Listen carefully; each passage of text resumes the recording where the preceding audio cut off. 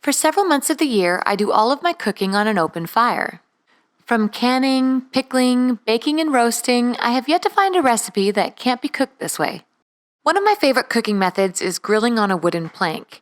It makes everything taste delicious by adding a smoky flavor. And while you can use this method to cook most any meat or vegetable, it's salmon that's probably the most common ingredient that's cooked this way. Plank grilling salmon is said to have started in the Pacific Northwest by the Haida, and it certainly hasn't lost its popularity.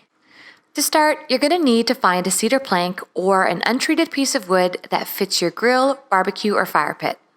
The thickness of the plank depends on how long your food needs to cook. I use a 1-inch plank because I'm using leftover construction material, but 3/4 inches works great, especially if you're trying to cook your food a little faster. It's critical that you soak your plank overnight before using it, otherwise it will burn.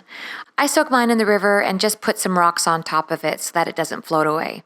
If you don't have a river or a creek nearby, a bathtub is a great alternative. Make sure that you soak it for at least 2 hours. The ingredients are really simple. You're just going to need either brown sugar or syrup, mustard, salt, and pepper. Start by mixing it all together and then slathering it on over top of the salmon.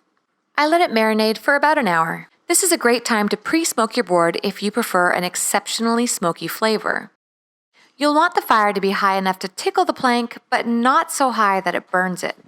It doesn't hurt to have a spray bottle handy just in case. It takes about 35 to 45 minutes to cook, depending on the thickness of your plank, but you can always cover it with tin foil to expedite the process.